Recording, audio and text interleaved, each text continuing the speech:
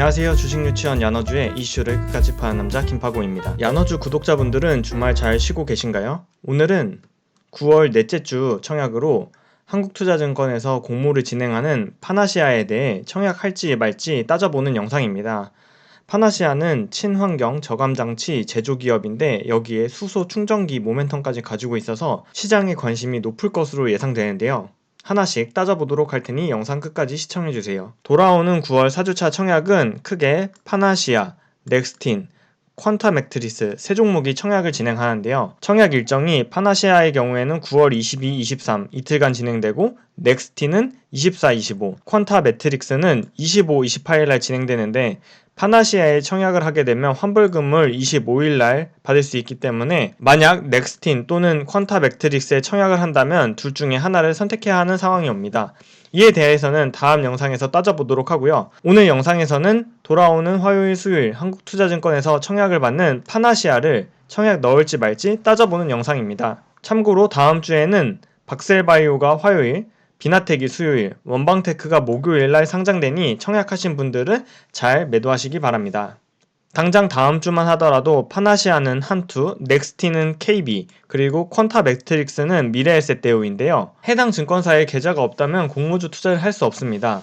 따라서 증권사 계좌를 개설해두는 건 결국 공모주 투자를 하기 위한 기본 준비물인데 관련해서 제가 증권사 수수료는 어디가 제일 좋고 신규로 계좌를 개설할 때는 어떤 이벤트가 있는지 야너주 9월 7일 영상에 올려둔 영상이 있으니 꼭 참고해보세요.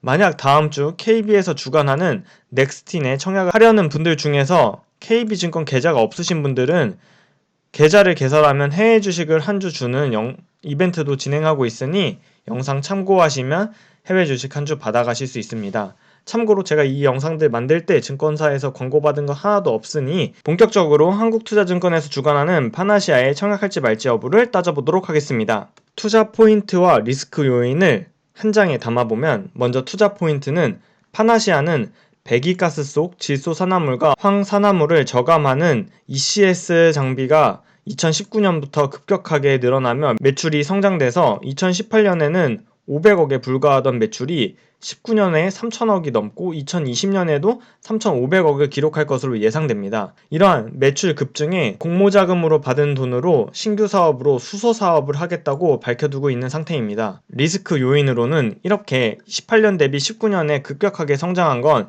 이 환경 저감 장치인 ECS가 급격하게 매출이 증가했기 때문인데 ECS의 매출 비중이 80%가 넘는다는 단일 품목 비중의 한계가 있고 19년, 20년에는 이렇게 성장할 수 있었지만 앞으로는 이렇게 추가적인 성장을 하기 어렵지 않을까 하는 우려점이 있습니다. 이미 황유를 쓰는 많은 배들이 해당 제품을 장착했기 때문에 시장 성장에 한계가 있지 않을까 하는 우려인데요. 파나시아의 기업 및 공모 개요를 살펴보겠습니다. 파나시아는 황산화물 저감장치와 질소산화물 저감장치 등 친환경 에너지 설비 전문 기업입니다. 공모 밴드는 32,000원에서 36,000원인데 기관의 수요 예측이 17일에서 18일날 진행됐고 이에 대한 결과가 내일 21일날 공시될 텐데 이때 공모가가 최종 확정될 예정입니다. 공모가가 36,000원으로 확정된다면 시가총액은 6,500억으로 결정될 것으로 보입니다. 파나시아는 17일, 18일 기관의 수요 예측을 거쳐 일반 투자자의 공모 청약을 22일, 23일 받아서 코스닥 시장에 10월 6일 상장될 예정입니다. 앞서 살펴본 것처럼 주요 사업 부분의 매출액은 황산화물 저감 장치인 ECS가 매출액의 약 80%를 차지하고 있는 기업입니다. 파나시아는 공모 후에 유통 가능한 수량이 460만 주로 전체의 25.8%를 기록할 것으로 예상되고 있습니다. 다만 이 수치는 기관의 의무 보유 확약 물량이 제외된 수치라 기관의 의무 보유 확약 물량에 따라 조금은 변동 가능합니다. 공모를 통해 모집한 자금은 시설 자금으로 580억, 운영 자금 680억, 신사업 연구에 140억을 사용할 예정인데요.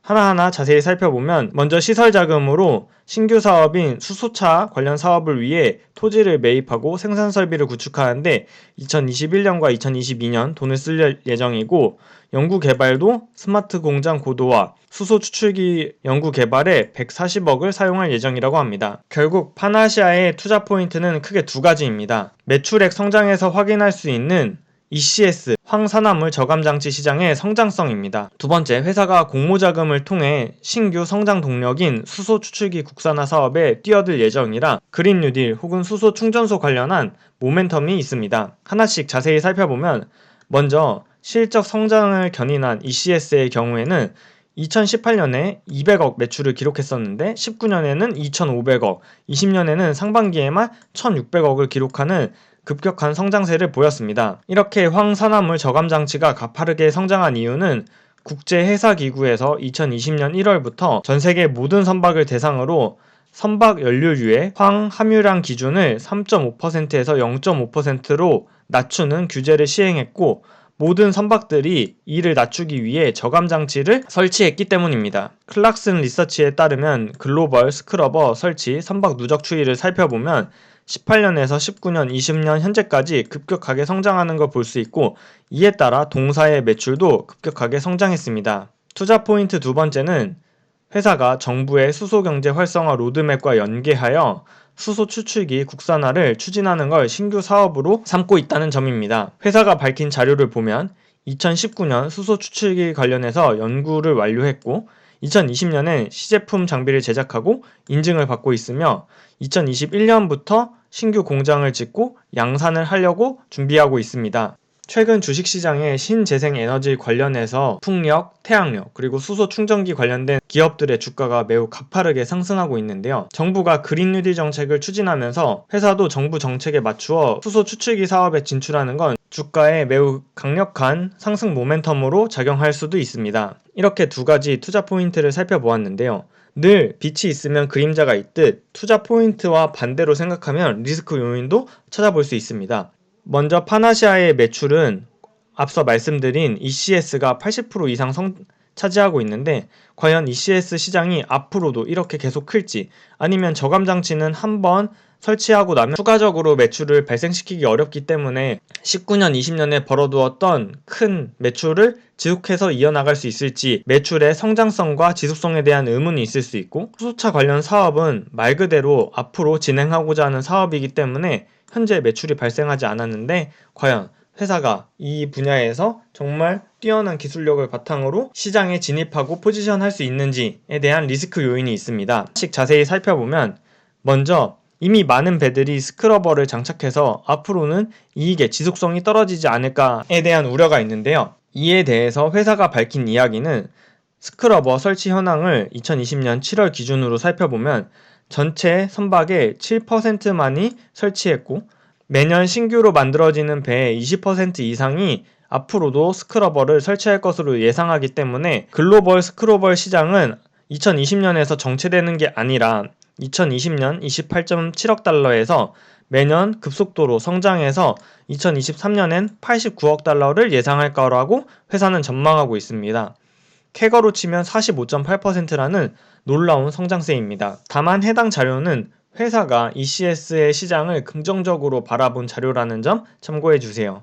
두 번째로, 수소 사업은 현재 매출이 빵이고 미래 전망일 뿐이라는 점입니다. 공모자금 계획을 자세히 살펴보면 회사가 밝힌 공모자금의 사용 내역은 먼저 시설 자금으로 수소 추출기 생산기를 설비하는데 2021년과 2022년에 각각 100억 원과 80억 원을 사용하겠다고 밝히고 있고, 연구개발 자금도 수소 추출기 차별화 개발에 2020년에는 10억 원을 사용하고 2021년에 50억, 2022년에 50억을 사용하며 2021년과 2022년에 본격적으로 진출할 것으로 예상합니다. 파나시아의 수소 추출기 관련된 사업 내용을 조금 더 살펴보면, 먼저 기초 연구를 2019년에 마친 상태고 2020년에는 시제품 장비 및 시험을 진행할 계획에 있습니다. 본격적인 사업화는 2021년 부지를 매입하고 연구소를 만들면서 시작될 예정이고, 생산설비 구축에 100억 원을 활용해서 앞으로 성장이 기대되는 수소산업 분야의 경쟁력을 확보할 계획입니다.